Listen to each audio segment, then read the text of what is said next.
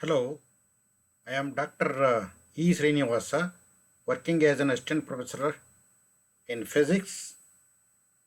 In this video, I am going to explain some concept of astrophysics, which is a chapter for 3rd BSc Physics, 5th SEM students in paper 5, prescribed for Kuvempu University students.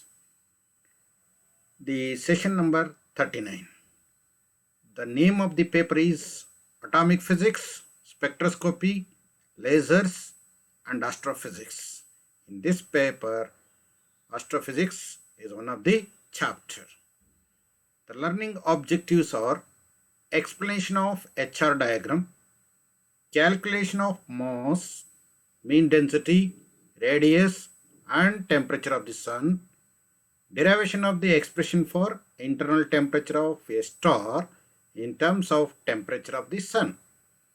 Prerequisites are brightness of a star, luminosity of a star, distance of a star, absolute and apparent magnitude of a star. The session outcomes are, from this session, students will able to understand concept of HR diagram, mass, mean density, radius and temperature of the sun, internal temperature of a star in terms of temperature of the sun. Spectral classification of stars, and it is also called E.C. Pickering classification. The Harvard group of astrophysicists under the direction of E.C. Pickering and associates had classified the spectra of about 44 lakh stars. It is also named as Henry Dapper HD catalog.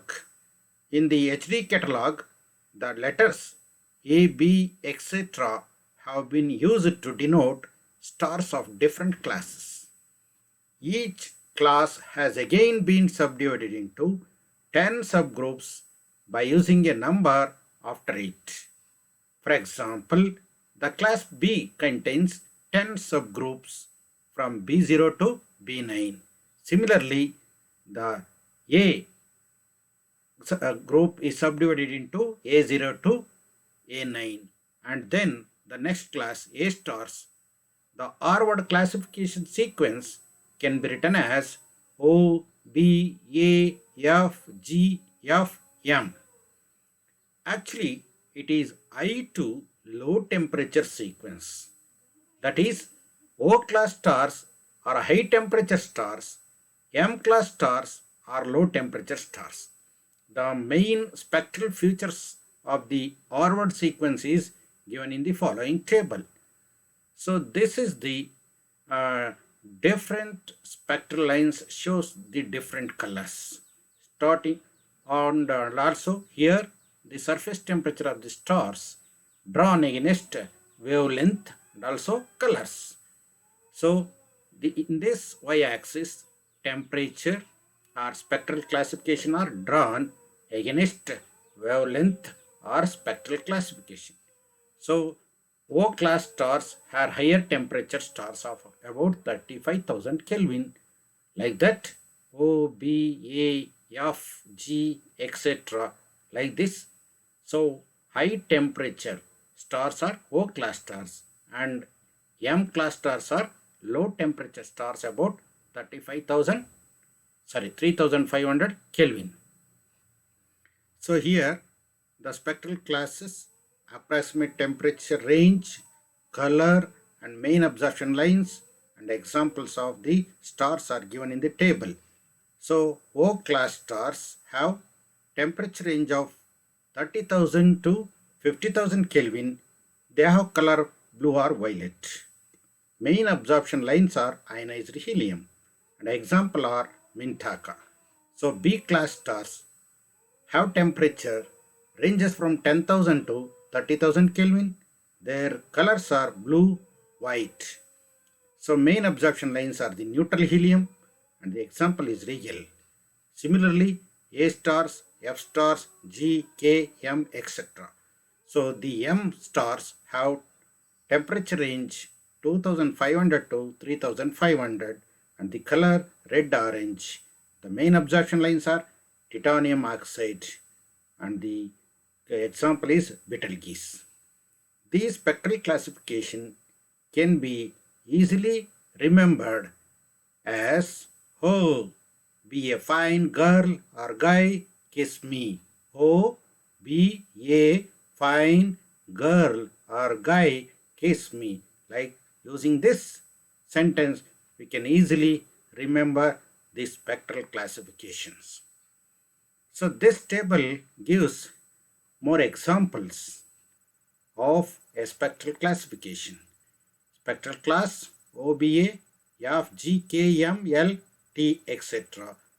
And this is the color, and this row gives the column gives the temperature and the spectral lines and the examples. So G, I mean sun is a G2 star. So yellow color sun, here sun belongs to G spectral class and it is also G2 star.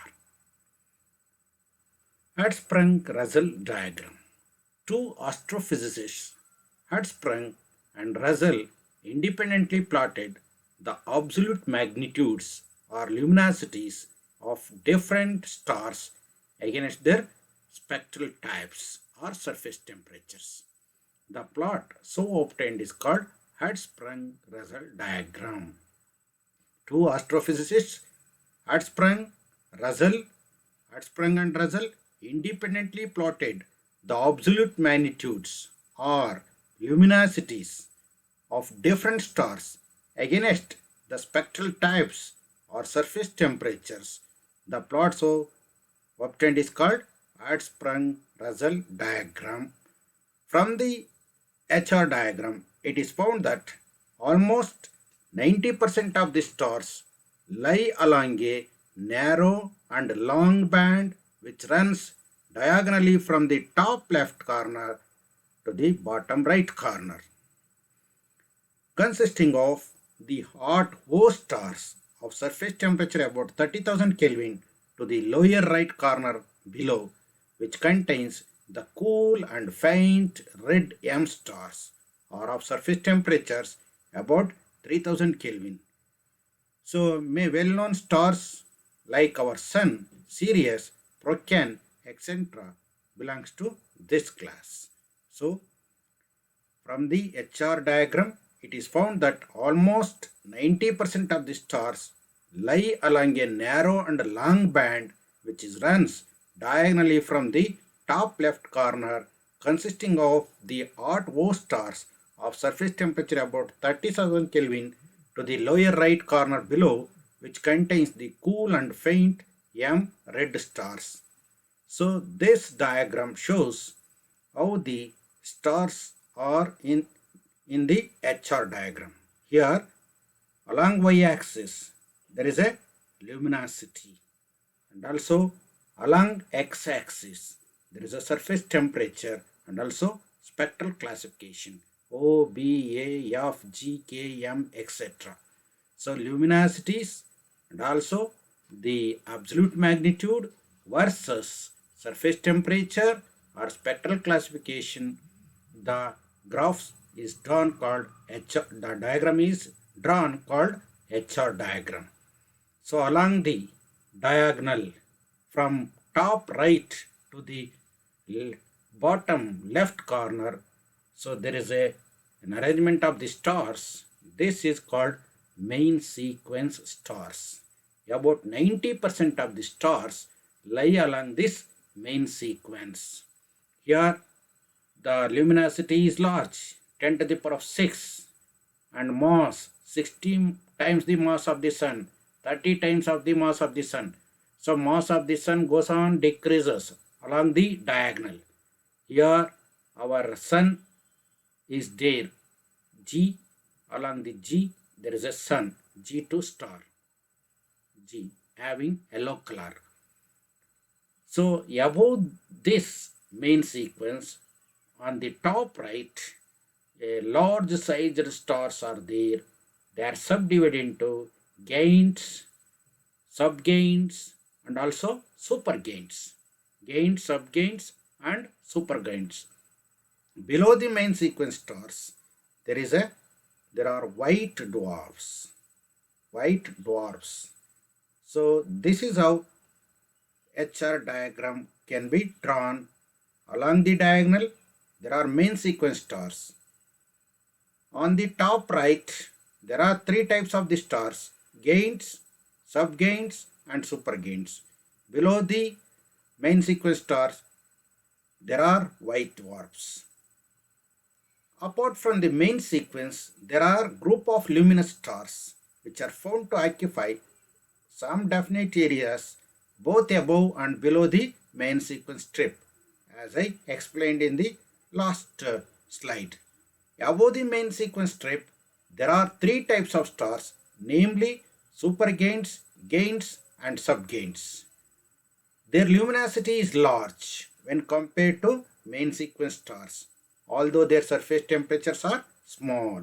See, observe here, the luminosity is large, but their surface temperature is less, around 6000 to 3000 Kelvin. Temperature is less, but their luminosity is large.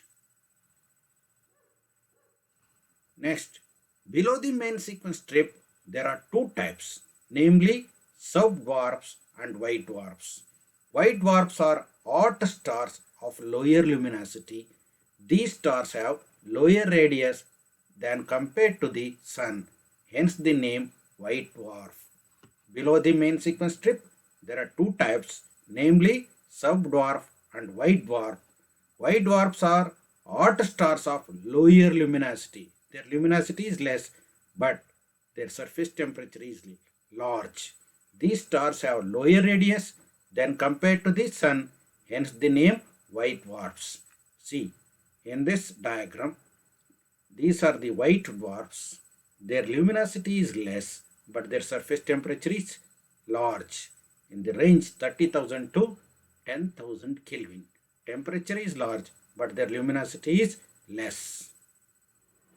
This is another diagram to show the HR diagram.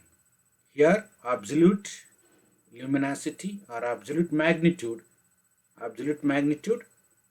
and also luminosity along y-axis. Along x-axis, spectral classification. So O, B, A, phi, F, G, K, M, and also surface temperature. See, surface temperature from 30,000 Kelvin to nearly 4,000 Kelvin. So O type stars to M type stars. This is a main sequence. 90% of the stars lie along this main sequence.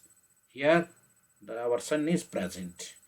Above this main sequence stars, in the top right, having higher luminosity and lower temperature stars, three types: gains, subgains and supergains present here. And also here white dwarfs not shown in this diagram. Next, calculation of the mass of the sun.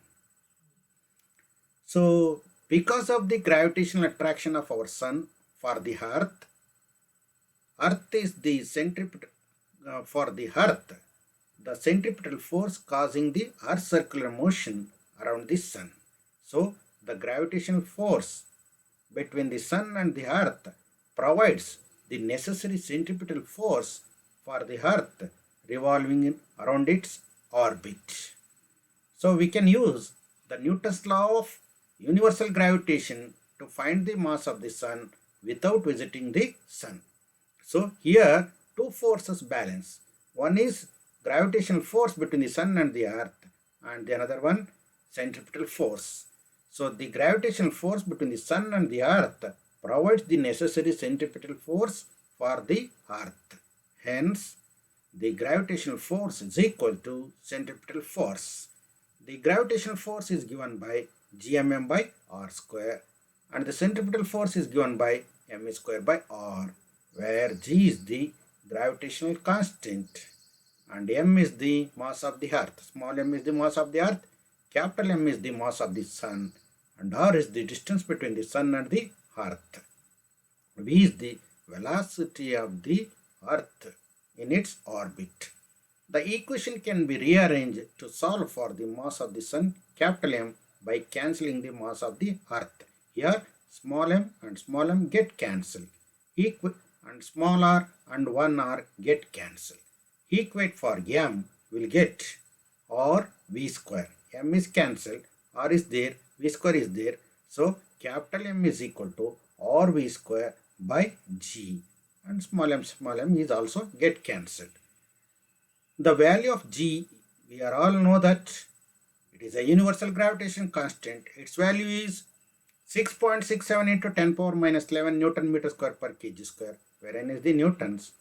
The distance separating the earth and the sun, the orbital radius of the earth around the sun is about 1.5 into 10 power 8 kilometer, or 1.5 into 10 power 11 meter.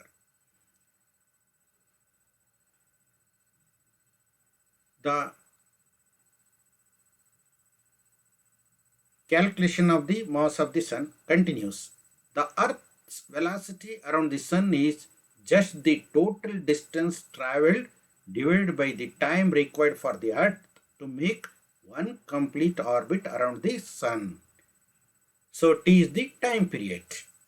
So earth velocity is equal to distance travelled over time taken. So here velocity is equal to total distance travelled divided by the time required for the earth to make one complete orbit around the sun, that is time period of the earth. So velocity is equal to circumference of the earth's orbit, that is 2 pi r, over time period, time taken to complete one revolution t. Make sure your distance measurement is in meters and your time measurement is in seconds in order for the units to cancel correctly. The mass of the sun is given by, here substitute for v square in the last equation. So r v square by g is there. Substitute for v square in this equation. R by g is there. For v square, v is equal to 2 pi r by t. So r by g is there. For v square, 4 pi square r square by t square. 4 pi square r square into r, 4 pi square r cube by gt square. So 4 pi is the constant. We know that r is the distance between the, mean distance between the sun and the earth, 1.5 into 10 to the power of 11. So 4 pi square into r cube means 1.5 into 10 power 11 whole cube, or g value 6.67 into 10 power minus 11, and time period in second of the earth revolving around the sun is 3.156 into 10 power 7 seconds whole square, that is t square. So simplifying this equation, we get mass of the sun is around 2 into 10 to the power 20 kg. The mass of the sun calculated using this formula is about 2 into 10 power 20 kg. The mass of the sun is approximately 333,000 times of earth, and the volume of the sun could hold more than 1 million hours. So this is so large size. The mass of the sun is approximately 333,000 times of earth, and the volume of the sun could hold more than 1 million earths. Next, calculation of the radius of the sun. The angular diameter of the sun as measured at the earth is 32 minutes of arc. Therefore, diameter of the sun or distance of the sun to earth, diameter of the sun to the distance of the sun to earth is equal to 32 minutes. Convert that 32 minutes into arc second as 32 by 60 minutes into 60 second into pi. So 32 pi by 3600. The radius of the sun r is given by, so R is equal to d by 2. So R is equal to diameter divided by 2, half of that diameter, into distance of the sun to earth. So that is, diameter is 32 pi by 60 into 60. So radius is half of the diameter into distance of the sun to earth. So R is equal to half into 32 pi over 60 into 60 into distance of the sun to earth is 1.5 into 10 to the power of 11 meter. So if after calculation the radius of the sun is found to be 6.97 into 10 power 8 meter. Calculation of temperature of the sun.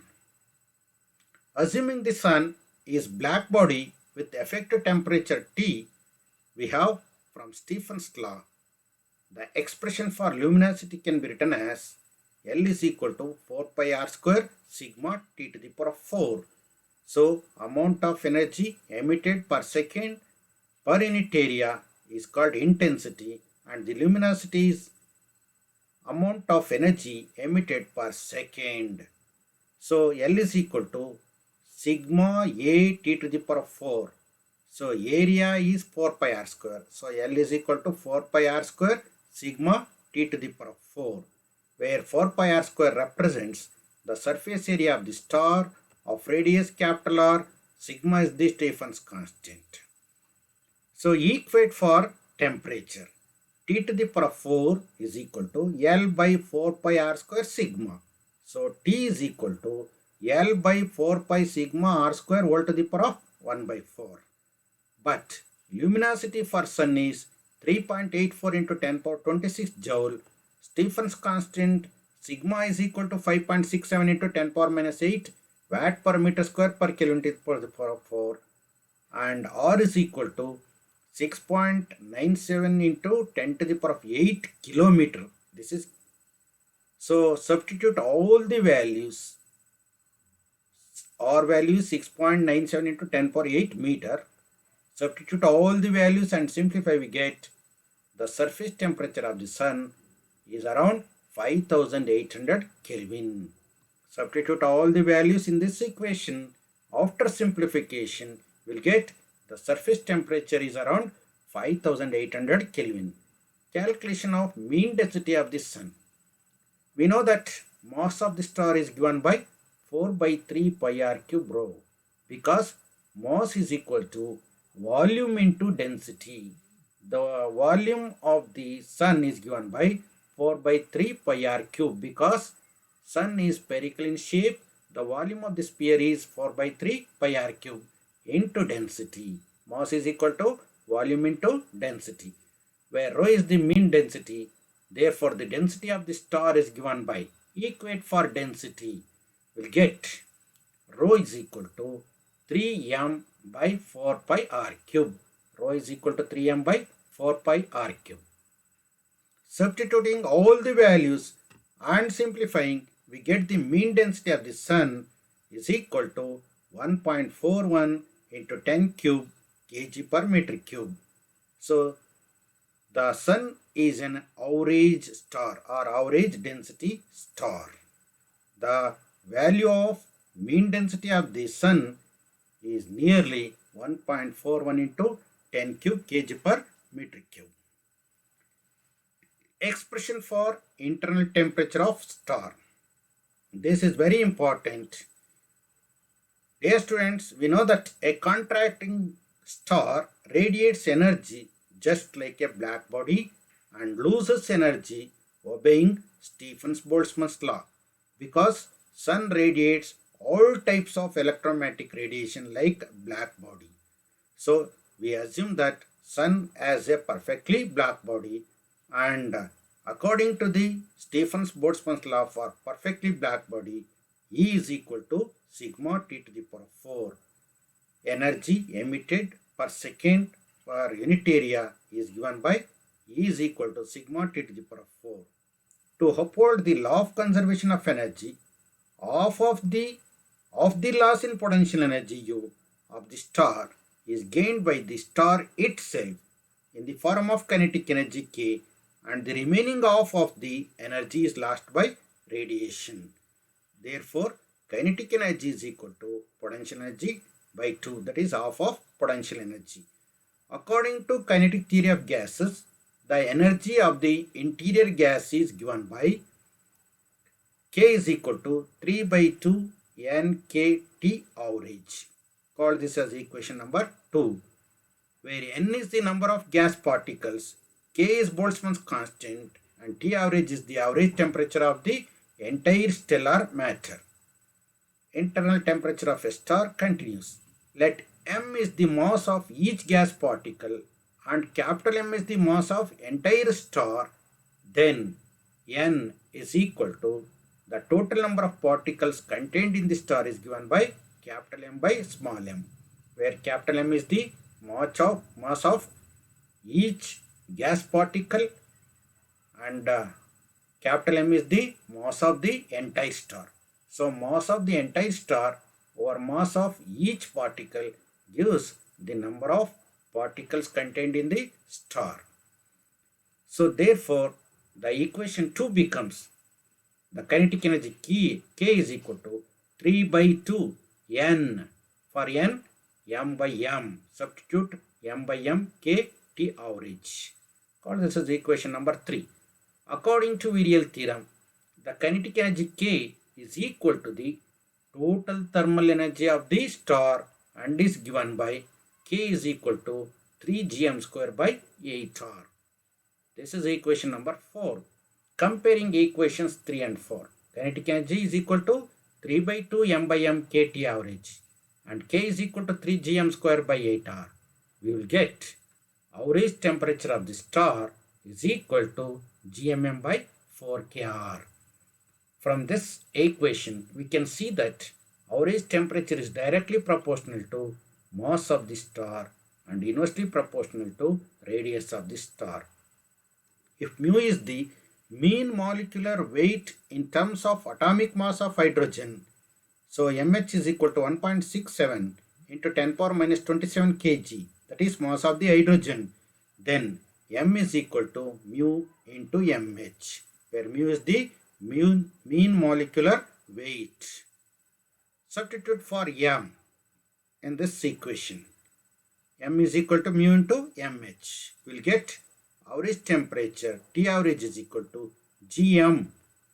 For a small m, substitute mu into mH or 4kR. This is equation number 5. This is the first equation of the stellar structure. T average is equal to Gm mu mH or 4kR. The average temperature of any star of similar composition can be determined in terms of the solar parameters using the relation T average is equal to mass of the star or mass of the sun into radius of the sun or radius of the star into average temperature of the sun. Because from this equation, average temperature is directly proportional to mass of the star and inversely proportional to radius of the star. Directly proportional to mass of the star and inversely proportional to radius of the star.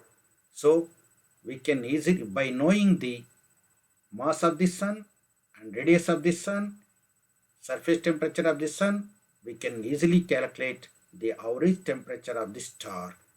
T average is equal to mass of the star over mass of the sun into radius of the sun or radius of the star into average temperature of the sun.